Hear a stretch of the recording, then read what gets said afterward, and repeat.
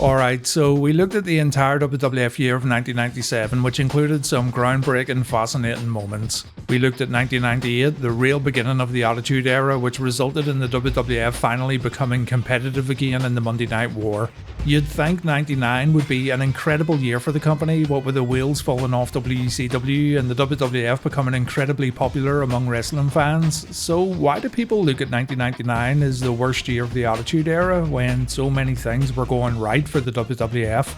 I'm going to break it down month by month again and revisit the year when corporations, unions and ministries ran wild in the company. A year when a group of popular degenerates lost their leader. A year where young and up and coming tag teams stole the show when booked in the middle of the cards. And a year where a horrible tragedy shook the pro wrestling world to its very core. This is the WWF in 1999. As always, in today's video, we're going back to the past, but if you want to really go back to the past and create the ultimate faction, then check out Heroes of History, a new game that lets you travel back in time to build cities, take part in real-time battles, and gather your own group of historical heroes. Remember when Bill and Ted had to collect historical dudes for their history report? Well, you'll be collecting them to take part in awesome fights. You'll progress through a story while upgrading your city, you'll upgrade your heroes to become more powerful, you'll incorporate some strategy when selecting the right heroes for battle while remembering their biggest strengths, and you'll go through different eras and ages as you progress through the game while building living, breathing cities. If you think your gang of fighters are ready for the big time, take them to the PvP arena and prove you're ready for war. I really like seeing how the developers reimagined our historical heroes, and waiting to see which hero's going to come out of the portal is actually pretty exciting. If you fancy yourself a bit of a historian, then you'll love the available characters. I've always enjoyed city builders too, just because they're so relaxing, but what makes Heroes of History stand out is that it moves along at a good pace. You aren't stuck for things to do, so it's great for both casual play and strategic play. No base raids, no pressure, build your empire at your pace and go on a time traveling journey through multiple ages and eras. If you're ready to start playing now, and if you think you're ready to take on my group of heroes, then use promo code STARTNOW to get your first legendary hero. Use the link in the video description to begin playing right now, and thank you to Heroes of History for supporting Wrestling Bios.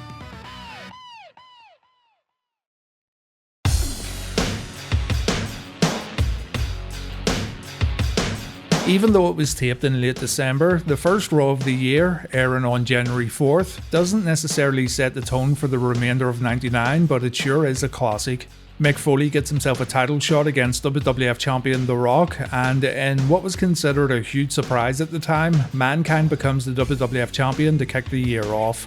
WCW went out of their way to ruin that surprise on their Nitro TV program, spoiling the outcome of the match in hopes of fans sticking with Nitro and not switching to Raw. But the spoiler had the opposite effect, and a fair portion of Nitro viewers decided to switch the channel to see Mick Foley's crowning moment.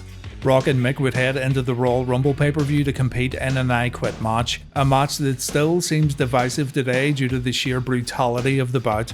In the end, the corporation played a recording of Mankind saying the words I quit, and therefore Rock was able to cheat his way to the WWF title once again. Meanwhile, in the Royal Rumble match, Vince McMahon would end up being the last man standing after some help from The Rock. However, the following night, on the January 25th episode of Raw, Mr. McMahon gave up his title opportunity at WrestleMania, hoping he could pick a suitable opponent for his corporate champion. Commissioner Shawn Michaels checked the elusive WWF rulebook. It says in there, if the Rumble winner forfeits his right to a title shot at Mania, then the runner-up of the Rumble will go on to WrestleMania instead. And so Stone Cold Steve Austin would be getting a title opportunity at the Showcase of the Immortals. Later in the night, Triple H wanted to face The Rock in an I Quit match after what happened at the Royal Rumble, and the outcome of this match revealed that Chyna had joined Vince McMahon's corporation. Chyna and Hunter were now separated for the first time since her WWF debut. The very end of January saw Mankind win his WWF title back in a special episode of Sunday Night Heat, which took place during halftime of Super Bowl 33.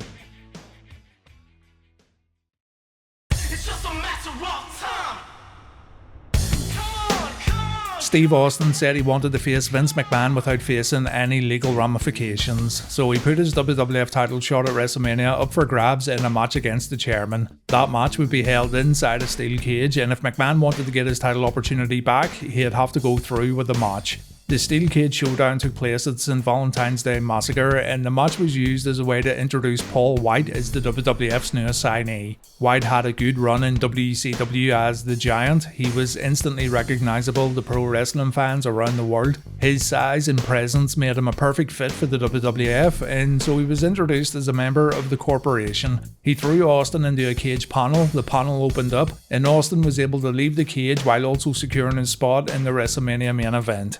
Elsewhere on this show, Rock and Mankind squared off in a WWF title last man standing match that was deemed a draw, though Rock would win the championship back the night after St. Valentine's Day Massacre in a ladder match. Many thought the WWF Championship was losing a bit of its prestige, what with all these title changes, and this is a trend that would continue on throughout the whole year. WrestleMania XV's main event was originally going to be a triple threat match featuring champion The Rock defending against Mankind and Stone Cold Steve Austin. Plans changed, Mick Foley was removed from the main event, and Mick has since shared in interviews that he was disappointed by this creative change, which was apparently, according to Vince Russo, initiated by Shawn Michaels having a word with Stone Cold. Austin would end up winning the belt. The match he and Rock had was decent, but it's not remembered as their best WrestleMania encounter. The rest of the show, however, wasn't terribly well received. Many look at Mania 15 as the Vince Russo WrestleMania due to the booking and format of the card, and on a personal note, it's not a WrestleMania I enjoy a whole lot. There's a storyline that ran through multiple matches. Triple H reunited with Chyna during Hunter's match against Kane. However, the game would also attack X-Pac during Waltman's match against Shane McMahon. The swerve made fans realise that Chyna was still part of McMahon's corporation while Triple H had just become their latest member, and so D-Generation X was going to try to continue on without their leader, which in turn would result in the faction becoming more of a mid-card attraction. The Undertaker, who was tormenting Vince McMahon as the leader of the Ministry of Darkness, faced McMahon's security detail, the Big Boss Man, inside Hell in a Cell, and many view this match as one of the worst cell matches the WWF or WWE ever booked. It ended with Boss Man getting hung from the cell roof, which was seen as a little distasteful.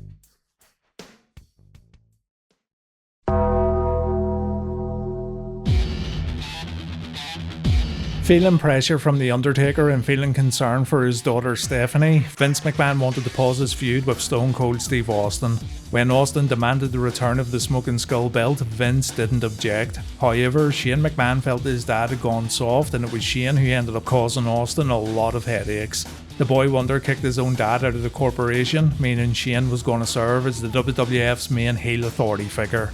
Shane gave the Smoking Skull belt to The Rock, and Austin would get a chance to claim it back when he faced Rocky in a no-holds-barred WWF title match at Backlash, though Shane McMahon was going to serve as the special guest referee. The Undertaker was coming after Stephanie McMahon. He wanted to sacrifice her live on TV. He got a little warm-up when Ryan Shamrock, the kayfabe sister of Ken Shamrock, was put on the giant Undertaker symbol on an episode of Raw. So Shamrock and Taker would face each other at Backlash in a match which is also quite divisive among pro wrestling fans. Many think this match showcased a more grounded style for The Undertaker, but personally I thought it was boring as hell. It's just under 20 minutes, yet it feels like it goes on for 40 minutes. In the end, The Undertaker won, and at the very end of the Backlash pay-per-view, he successfully abducted Stephanie. Triple H made easy work of his old DX comrade X-Pac at Backlash, Mankind defeated The Big Show in a boiler room brawl, and Steve Austin defeated The Rock in a successful title defense. Mr. McMahon helped Austin win the match before handing him his Smoking Skull belt back, though this all happened before The Undertaker abducted Stephanie. The following night on Raw, The Rock was kicked out of the corporation, making him one of the company's biggest babyfaces, and Vince McMahon asked Stone Cold to help him retrieve Stephanie, but the rattlesnake didn't seem too eager. In the end, The Undertaker tried to hold an unholy wedding live on Raw, but Austin did indeed make the save. At the very end of April, the WWF aired a pilot episode of WWF SmackDown. This new show wouldn't become weekly until August later in the year, but this episode was still pretty significant. It included Shane McMahon merging the corporation with The Undertaker's Ministry of Darkness, and so this new super faction would become known as the Corporate Ministry. Pretty original, right?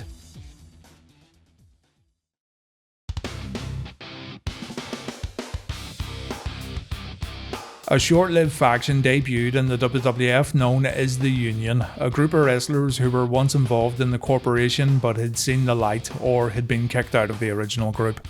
The plan was to run another Undertaker vs Steve Austin match at the upcoming Over The Edge pay-per-view. Shane McMahon made himself the special referee for that bout, but Commissioner Shawn Michaels would make Mr. McMahon the second referee. Mr. McMahon took a chair shot on the knee during Sunday Night Heat. Pat Patterson served as his replacement. Vince did show up later in the match, though this family feud would ultimately result in Austin losing his WWF Championship to The Undertaker. Elsewhere, at Over The Edge, the Union defeated the Ministry of Darkness in an 8-man elimination tag, and The Rock defeated Triple H in the semi-main event via DQ. All these matches, however, would become totally forgotten about over time as the Over The Edge pay-per-view became memorable for only one thing: the death of Owen Hart. Owen was supposed to make a comical entrance from the rafters while portraying the Blue Blazer. There was an issue with Owen's safety harness which caused him to fall around 90 feet straight into the top rope chest first, and Owen would pass away due to this accident. While the WWF did pay tribute to Owen the following night by dedicating the entire Raw broadcast to him, many criticised the company and Vince McMahon for allowing the pay-per-view to continue on following the horrific accident. The pay-per-view was never officially released on home video, the Over The Edge name was discontinued, but an edited version of the event was uploaded to the WWE Network. The final Raw of May saw the Greater Power make his first ever appearance in a WWF ring. This Greater Power had been spoken about for many months. It was someone who the Ministry of Darkness served and the reason for The Undertaker being so sinister and evil. And this higher power would end up revealing himself on the first episode of Raw in June. The Greater Power was revealed on Raw as Vince McMahon, and while the revelation lives on as a pro wrestling meme, the immediate reaction to this wasn't a good one. Fans had some wild theories on who it could be. There was a sense of excitement in finding out who could possibly be the person that The Undertaker was working for, but when all was said and done, we were just going right back to Vince McMahon versus Steve Austin again, and the reveal felt a little empty.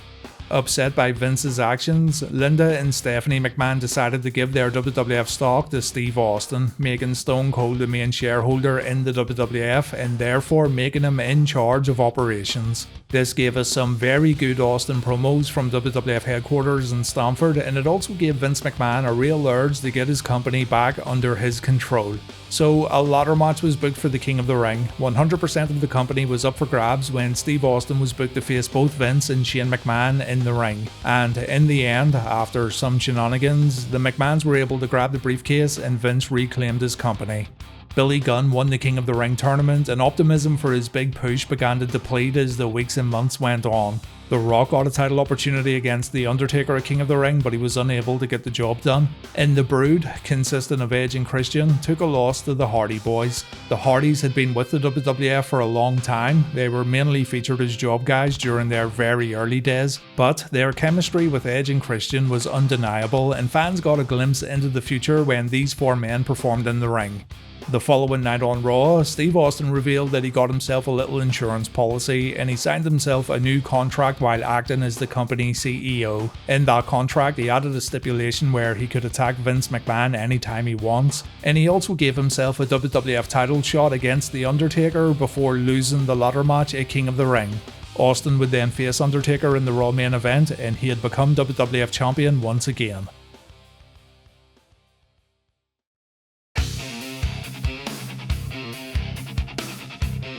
At the upcoming Fully Loaded pay-per-view, Steve Austin would meet The Undertaker again in the ring. This time, if Undertaker won, Austin would never receive a WWF title opportunity again, but if Taker lost, the McMahons were willing to step away from the WWF for good.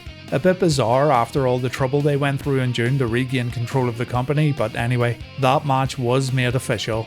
Seeing as Triple H had cost The Rock his opportunity to win the WWF title at King of the Ring, these two were going to face each other again on pay-per-view. This time it was going to be a fully loaded strap match. You can maybe see the issue here right in the middle of 1999. We are running the same matches back quite frequently, but that old saying of if it ain't broke, don't fix it immediately comes to mind. By this point, WCW was putting on some really poor television, and the company was also struggling due to issues with corporate and creative leadership. So even if the WWF put on an average show, it was still guaranteed to be 10 times better than what WCW was offering. The WWF were about to make someone else a main event player though, and this person would become the company's main heel not only in 2000 but for years to come, and that person was Triple H. Triple H defeated Rock in the fully loaded strap match to earn himself a shot at the WWF title at SummerSlam, though the road to SummerSlam would be a bit messy. Austin defeated The Undertaker to retain his WWF title in a First Blood match. This meant Vince McMahon had to step away from WWF television for good, but of course that wouldn't last too long. Elsewhere on the fully loaded card, Al Snow lost his Hardcore Championship to the Big Boss Man. These two would end up having a rivalry that was remembered for all the wrong reasons, but more on that a bit later on.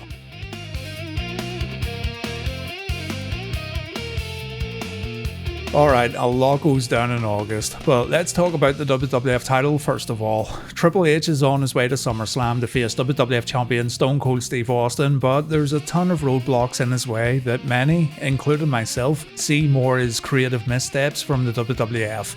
It seems like the company wasn't entirely sure what they were going to do for the SummerSlam main event, but one thing was for sure. Governor Jesse the Body Ventura was going to serve as the special referee for the main event. Triple H lost his title opportunity to face Steve Austin when he competed in a triple threat match against The Undertaker in China. China was now the #1 contender, and this of course didn't sit well with Triple H. Hunter wanted a match against China for the right to call himself #1 contender again. He was unable to beat China thanks to Mick Foley, and so Mick felt that China should put her title opportunity up against him in another match on Raw. This match took place, Foley won, and then, later in the night, Shane McMahon put Triple H in yet another #1 contendership match against Foley, and Shane was going to serve as the special referee. To make things a bit more even, Commissioner Shawn Michaels announced that he would serve as the second referee, and both men's shoulders were counted to the mat, and therefore both Foley and Hunter were named the #1 contenders. An absolute mess, and it all happened over the course of a week. Triple H stated in his Thy Kingdom Come DVD interview that he was supposed to defeat Stone Cold at SummerSlam to win the WWF Championship, and according to Hunter, Austin didn't think this was the right move. So Mankind defeated Austin to win the championship, only for Triple H to win the title the very next night on Raw when he pinned Mick Foley. I should mention that Bruce Pritchard stated on his podcast that Mankind won the belt at SummerSlam just to create an unexpected swerve, so pick your poison and believe who you want. No matter the circumstances, the WWF had someone new at the very top of the totem pole, and it doesn't matter if you like Triple H or not. The company were running in circles when it came to the WWF title picture, so making Triple H the champion did freshen things up a bit. Also in August, one of the WWF's greatest debuts took place when Chris Jericho jumped ship from WCW. The Y2J problem arrived at much fanfare, but behind the scenes, things weren't so good for Chris Jericho. He got heat for talking about how things were done in WCW a bit too much. He got heat from The Undertaker after ripping him apart on Raw after the dead man delivered his most boring promo of all time. And Chris didn't even get booked on the SummerSlam card, which should have been a sign that things weren't right.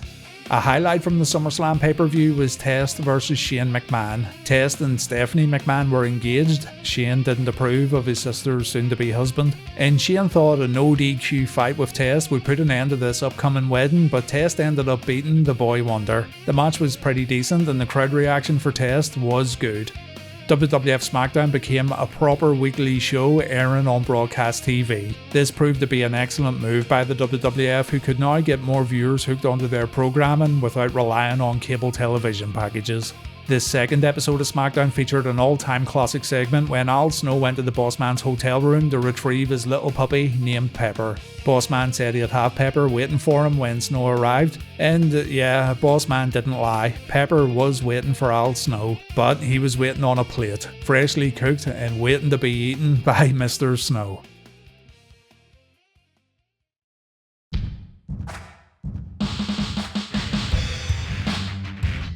Vince McMahon became WWF Champion when he defeated Triple H on the September 16th episode of SmackDown. A six-pack challenge for the title was going to take place at Unforgiven, and so McMahon decided to vacate the title and make things difficult for Triple H.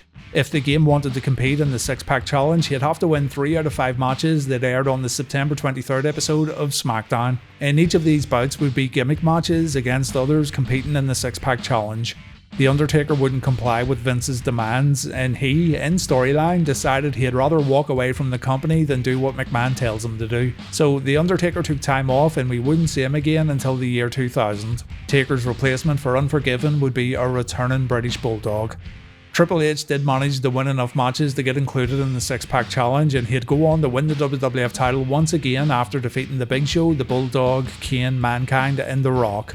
The Al Snow and Bossman rivalry would build towards a new match type at the Unforgiven pay-per-view, a dog kennel from hell match which featured both the Hell in a Cell structure and a traditional WWF steel cage. In between the cell and the cage were vicious dogs waiting to eat flesh and devour organs, but turns out the puppers only wanted to pee around the ring and try to hump each other. The match is considered one of the worst in WWF history, and Snow was furious that actual trained dogs weren't used for the match.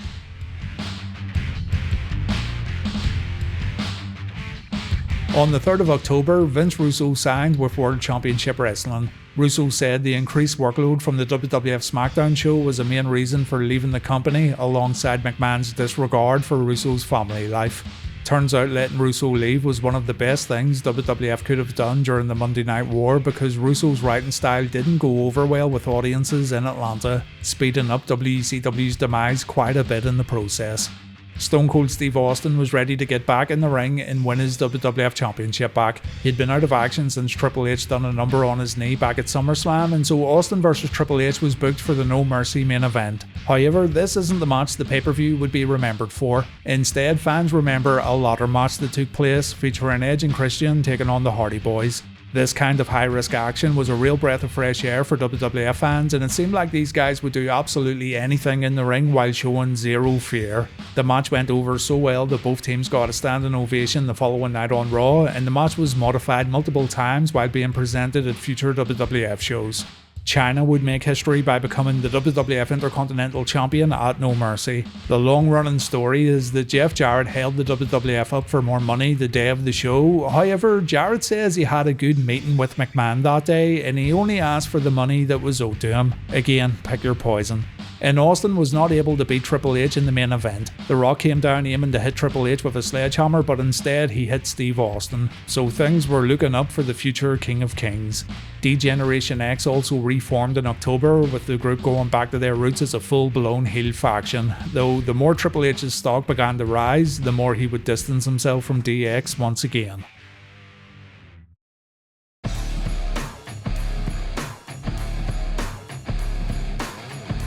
Test and Stephanie's wedding was due to take place at the end of November. This was one of the WWF's longest running storylines, and we all know how wrestling weddings turn out.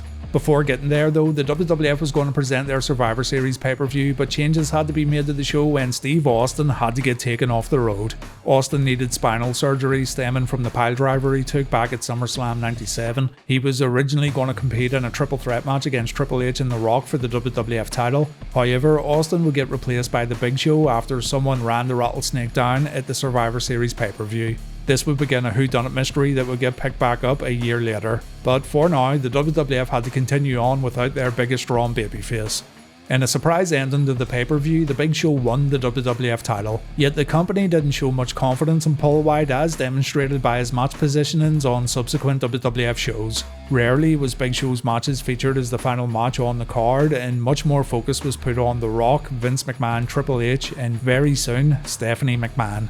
Stephanie's wedding took place at the end of the month, and it was revealed that Triple H spiked her drink. He brought her to a Las Vegas drive-through chapel where he got married to Steph while she was unconscious, and so Test was left at the altar, seeing as his soon-to-be bride was already married.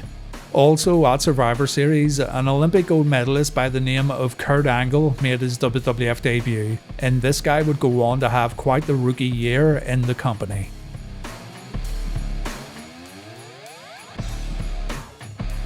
Triple H and Vince McMahon were scheduled to face each other at Armageddon. If Vince won, Hunter's marriage to Stephanie would be annulled. If the game won, then Hunter would be granted a WWF title match. Vince McMahon agreed to these stipulations. For weeks leading up to his WWF title win last month, the Big Show was terrorised by the Big Boss Man in some pretty unspeakable ways, so the WWF thought it would be a good idea to have these two face each other in the Armageddon semi-main event. Fans do look back on the Boss Man vs Big Show rivalry quite fondly due to how utterly ridiculous it all was, but it did feel like these two didn't really have the same star power to carry a WWF title match. This absolutely isn't a knock on the Big Show or the Big Boss Man, but when you consider the top dogs of the WWF during this time period, then you can see how they didn't quite measure up. That being said, the company were dealing with guys being taken off TV, guys like Undertaker and Austin, who, to be honest, the WWF ran into the ground the year prior, so this is a main reason why guys like Show and Boss Man were put in these bigger spots. Earlier in the year, The Rock and Mankind had formed an unlikely tag team that would go on to have their ups and downs. These two put their differences behind them to face the New Age Outlaws at Armageddon, and the team of The Rock and Saw Connection would be remembered as one of the most entertaining parts of 1999 WWF TV. But the big story of the Armageddon pay-per-view came when Triple H defeated Vince McMahon. It turned out Hunter and Steph had been working together all along, and Steph willingly got married to Triple H. And the reason for Stephanie doing this was simple. Vince treated his daughter like garbage during the whole greater power thing earlier in the year. He let The Undertaker abduct Stephanie just to get one up on Steve Austin, and for the longest time, McMahon had put business before his own family. So Stephanie was just getting her own back by joining forces with Triple H. This on-screen relationship would develop into a real-life relationship, and the duo of Triple H and Stephanie would become a key power couple both on TV and away from TV. Also at Armageddon, things were looking up for Chris Jericho when he defeated Chyna for the IC belt, though the fact that Chyna got a shiner during the match would result in Chris getting even more heat backstage. So why do people not look at 1999 as fondly as 97, 98 or 2000? I'm going to wrap up by reading some of your answers to this very question, but to me there did seem to be a lack of focus during certain parts of the year. WrestleMania wasn't good for a start, it didn't feel like a traditional Mania at all, and while you could easily argue that Mania 2000 was an even bigger departure from what a classic WrestleMania should feel like, the 1999 edition does feel more like an extended episode of Raw instead of the biggest show of the year. Austin and Undertaker having to take time away didn't help matters. I know I said these two being pitted against each other so much in 1998 got a bit boring, but that doesn't mean they didn't have value in other rivalries and other feuds. The summer of 99 was also quite messy, and it seemed like the WWF were totally confused about what they should do about the SummerSlam main event, though I will say things improved somewhat towards the end of the year, and the beginning of the McMahon-Helmsley regime did shake things up quite a bit in regards to weekly WWF programming. Here's what you had to say. Raven said the issues probably stem from the Over The Edge 99 pay-per-view, and he mentions how the WWF got too high on their own success, therefore leading to some creative misfires, including Mania 15. Fanman shared the same sentiments regarding Owen Hart, saying the accident made fans turn on WWF briefly while the company were also relying way too much on factions. King E. King said the Royal Rumble, WrestleMania and Survivor Series all sucked, but I don't know. I enjoyed the 1999 Royal Rumble for all its craziness, and I think I'm one of only about 4 people who actually enjoyed the brutality of the I Quit match. I know I'm in the minority when it comes to the 1999 Royal Rumble pay-per-view, so yeah, it's a valid complaint. Sack Attack 87 brought up a good point. There's mention here of wild crowds masking the company's shortcomings, but this viewer also mentioned Russo's shock booking being at its peak and how the WWF was just chaotic for the sake of being chaotic. This is a good point because I think there's more long-term value in solid in-ring action in comparison to weekly chaos. You'll remember a fantastic match, but weekly chaos just becomes a blur. Jeffrey Williams mentioned there being no memorable pay-per-views, no long-term WWF title reigns, which I agree is a big problem, and Stone Cold Steve Austin being written out due to injury. Loads of people mentioned Owen Hart, and yeah, for a lot of people, the WWF just wasn't the same after the accident and after all the publicity the company received for how they handled the accident. It seems to be the most common denominator when looking through your comments, so it definitely holds a lot of weight. But that was 1999 everyone. As I'm scripting this video, I'm just about to finish reliving the war for the year 2000, so I'll let that simmer for a while before looking back at 2000 in this same fashion. Thanks for watching everyone, and please take care.